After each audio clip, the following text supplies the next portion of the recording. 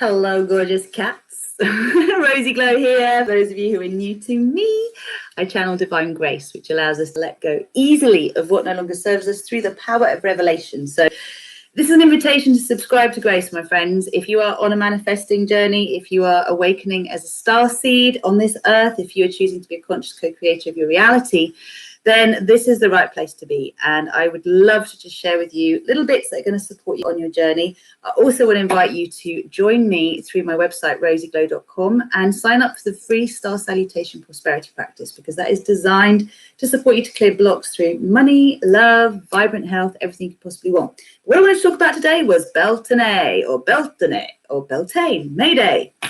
Now, this is like the most fertile time of the year, okay? We're here from the spring equinox, which has been overshadowed by Easter and all of the religious dogma and the shame and the guilt that comes with that. We move into May Day. This is mating season. This is when Father Sky or Source comes down and penetrates Mother Earth, and oh my, all these little babies all around the world is born. And whether that's seeds, crops, animals, human beings, this is the time that we come into this beautiful energy.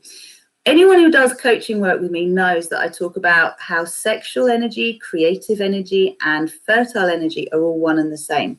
So sometimes what can happen is we can be massively channeling into our creativity, but we're blocked off sexually, we're blocked off in our fertility, or we're kind of really, really focused on our fertility and we have blocked off from our creativity and our sexuality as a result. There's different ways of working it, but the key thing is this time of year is about us letting go of shame. It is about the time of being unencumbered. It is a time to just go, this is me, this is what I want, this is what I need, and not to apologize about it, okay? So we have been taught from very young in our lives to actually feel bad about what is natural. I wanted to show you this. This is a phenomenal book. So some of you know I'm a doula, as well as many other things that I've done in pregnancy and birth over the years. Early years specialist, but this book is called The Function of the Orgasms, The Functions of the Orgasms by Dr. Michel Audin. And it's all about fetal ejection reflex, which is when our bodies naturally go and give birth, right? The sound of a cry makes women let down their milk reflex, so the milk ejection reflex. Our orgasms are reflexes. When we sneeze, that is that in itself is a reflex. When we cry, all of this is related. It's a really good book to help you understand our circuitry. So how does this relate to manifesting? Well, this is the weekend to really get excited about being clear about things that you want to create in your life and then connecting your sexual energy to that creation. Now, it's not easy when you're in the throes of lovemaking to go, darling, what would you like to manifest now? It's much easier to have had those discussions ahead of time, to be like, what are the things we want to energize? You know, this seed that grows life can grow anything we want. And the opportunity for us to clear up, if you can understand that guilt and shame block creative expression. Guilt and shame block our capacity to manifest. Guilt and shame create an error code in our law of attraction, because guess what? We don't feel deserving. We don't feel worthy of the very things that we say we want because we're bad. We're bad because we touched ourselves and it felt good. We're bad because we want to have sexual intercourse outside of marriage. We're bad because we want to make love when we're bleeding. We're bad because of the fact that we might want more than one partner, and that actually, that so long as it is something that is consenting, others may want to do it as well, right? It's like, what makes everything outside of what we've been told is the right way to love someone wrong? And this relates back to your relationship with yourself, okay? Because if you are not honest with yourself about what you want, what you need, it's very difficult to be honest with anyone else, and it's incredibly difficult for life to give you what you say you want. It's only going to give you what you're suppressing, because that is what you're hiding. That is what you're energizing. So the invitation this weekend is to transmute shame and guilt into unabashed self-expression, self-joy, self-worth, self-deserving. So everything that you want, that you feel bad about, it's really important to dive into and ask the question, why? Why do I want this? And why do I feel bad about it? So we've all been taught to believe in lack, and yet our natural state is one of utter abundance, right? Nature's abundant. Okay, it doesn't give us strawberries in January unless we're growing them artificially, but there is an abundance of anything that comes about. And what we learn to do is to share that abundance, because I'll have an abundance of one thing, you'll have an abundance of something else. And so we share, we find that place where I can have some of what you have some of what I have, and we create a balance. But always, always, you create shame, you create guilt, and these are the issues that will block the flow of your manifesting. So how about being honest with yourself about what you feel ashamed about, what you feel guilty about? Like, create an inventory on this and use your sexual energy, whether you're self-pleasuring or you're going to make love with your beloved, to clear all of those things. It's like, okay, this is what I want. So this is what I feel ashamed of. Why do I feel ashamed of it? I'm willing to let go of that. I truly deserve this. I truly want it.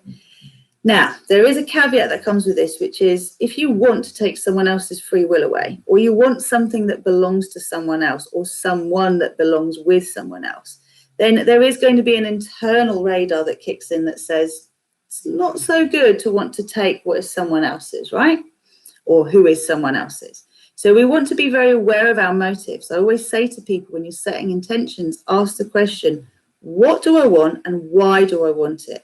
Is this a true soul desire, okay? Or is this an ego desire, a programmed desire? Is it a duty desire, one that I've been expected to want that I don't even know if I truly want? And more often than not, when you start to ask questions, you will not have the answers, okay? They don't come straight away. But in asking the question, that is when you can start to have a conversation with your higher self. And anything you want to create already exists in the field. So if you try and import the knowledge from the you that already exists, the you that you currently are, you're only going to get limitations, because that you doesn't know how to have what you want. You have to tap into the you that already has what you want and ask that part of you to guide you. So let's just say you want to have a baby.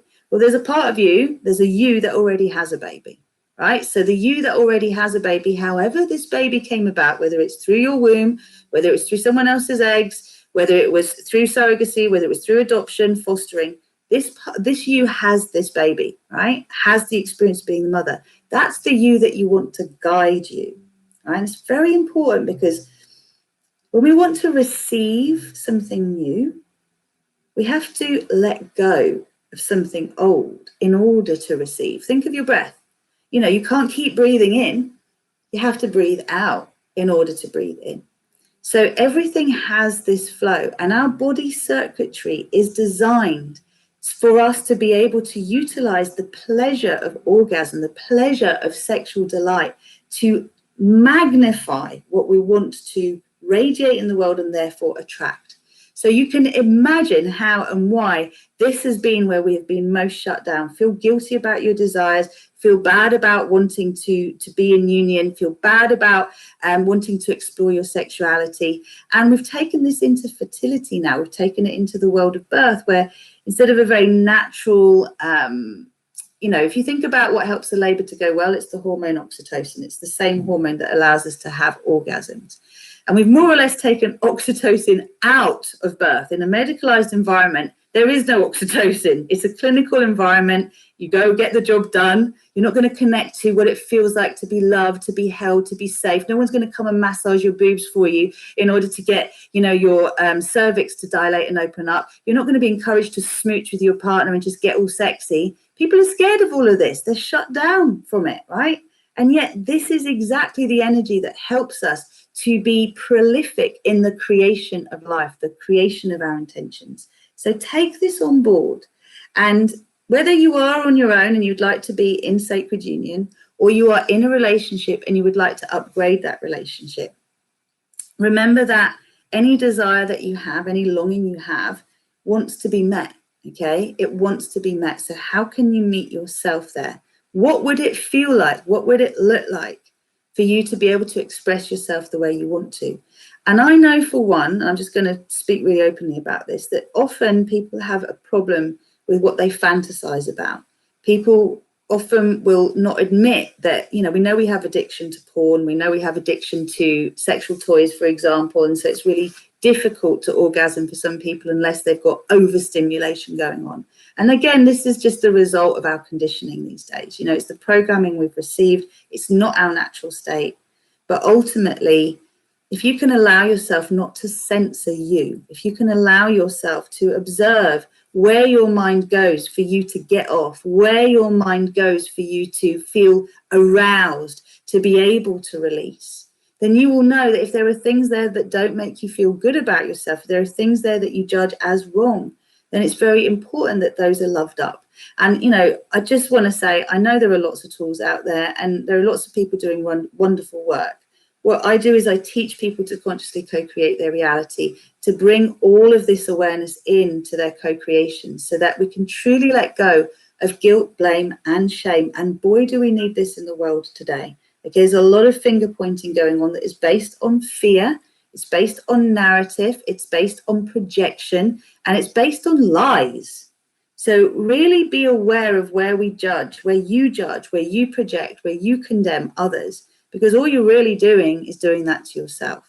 So if you want to have a better relationship with manifesting, this will be a reflection of your relationship to your sexuality and your creativity. And so notice what's going on there. And remember that this sacral chakra, like for women, it's a womb space that creates life. But whatever our gender, however we identify, this is your desire fire. Your sacral chakra is where you get to cook up from what you don't want, what you do want.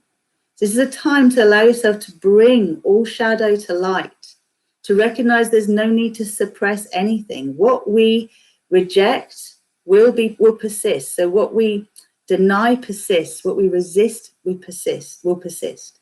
And so bring it all out to light. Let it all come out. If you were totally unashamed, if you were totally in your truth, if you were just totally sharing what you really want rather than what you think you want, that is when you really have this powerhouse behind you of energy to be able to put into your energy field the frequency that you can then attract. So instructions for this weekend: make love, have lots of orgasms, notice where you feel shame and guilt and start to have a dialogue with that shame and that guilt. Notice where you blame, where you condemn, and have a dialogue with that too. Own your emotions completely. Like, I'm angry, I'm pissed off, I'm sad, I'm scared, I'm frustrated. All of those, once you have a truth and you own it, you can then go, well, how do I want to feel? If I'm sad, how do I want to feel? I want to feel happy, joyful. If I'm feeling ashamed, how do I want to feel? I want to feel accepted. I want to feel transparent. I want to feel confident in my truth. I want to feel allowed. And it might not be just one word, right? You'll find the ones that help click into a place where you're like, oh yeah. And you remember, you are a child of God. We are all innocent children of God. We deserve to be here. We have been fed so many mistruths. We have been fed so many lies that of course we haven't got it all right. Of course we've misunderstood a lot of things. That's okay. Doesn't mean you're wrong or you're bad. Just means that you've got some misinformation that you're bringing to light. And there is nothing about you that isn't worthy of love. Nothing about you that isn't worthy of love. I'm learning more and more about love every day and how to love myself through patterns, okay? Through patterns, through letting go of roles, to play. You know, recently was like, wow, if I just took a year off and I didn't do anything, I'm scared I'll die because I won't be important anymore. I won't be needed. Like, this seriously came up last week, right? It's like, oh, wow. Okay. So part of my drive is to do with needing to feel important. Okay. All right. That's there. Well, I am important. We're all important. So when you start to realize your shadow motives and you make peace with them rather than ignore them, rather than try and justify them or, justify is the right word. You know, it's kind of like being defensive about things. It's just because we're scared. It's because we feel we're unworthy just as we are. We don't have to do anything to receive love. So let yourself receive it. If you are truly longing for a sacred union, it's on its way, my friends. But you have to remember you are worthy of it. You deserve it. You don't have to be a better you. You have to just accept yourself more and know that you are worthy and loved just as you are. You are worthy of love just as you are. But you do want to be the version of yourself that you feel you would like in a partner as well. Be the best version of you. That's the most honest, the most vulnerable, the most in integrity, the most open, the most transparent, the most accountable, compassionate version of you. It doesn't mean perfect. Got it? All right, I'm going to leave it there. Now, I understand there's a social media blackout going on this weekend. What will I say about that? I think this comes back again to how we shame each other, how we blame each other, and how we guilt each other into basically coercion. There's a lot of that going on in the collective. It's called peer pressure. It's called bullying. And it happens a lot. The patriarchy is very well known for it. What you feel is not acceptable, dear one. You should feel this instead. So let's remember, and I don't call myself a feminist, but let's just remember that the feminine in all of us has been massively projected at. It has been repressed. It has been vilified. So we're not comfortable in our power, our energetic power. But the biggest power we have is to release through orgasm, okay? To open to the divine through orgasm and to allow all of our circuitry to have a reset as a result. So give yourself permission this weekend to intend what you desire, to enjoy what turns you on, and to bring to light your shadow. And remember that whatever is there, however distorted it is, you are still worthy of your own love. And in so doing, you will open the doorway to receive more of what you want. This will get your law of attraction in check. It will help you to manifest better what you desire, okay? Because your vibration changes. And if you want to know more about all of this stuff, then please do check out my Fearless, Empowered and Free to Be Me program, Liberation from Limitation, Super Conscious Co-Creating Method. Just depends where you are on your journey, whether you want some one-to-one work, whether you're a couple that wants to work to upgrade your relationship, whether you know that your relationship with yourself is paramount to deal with first, whether you're really locked in your monkey mind. And if you join rosieglow.com, you sign up to the Star Salutation, which is free. You will get all sorts of prompts to find out more about what we offer through Rosie Glow. And I'll be delighted to support you to awaken your starseed consciousness, to learn more about how easy it can be to receive more of what you want by letting go of what you don't want. And to be like a conscious soulpreneur, like so many people now, as they unblock their creativity, they shift their relationship with money and what they feel they deserve and they're worthy of, are creating miracles today. Business is thriving while other people are struggling and ending up in a position where they're trying to hold on to the old, but it isn't working anymore. So it's time to let it all go. The past is done. I love you. Have a beautiful weekend. Take care. Namaste.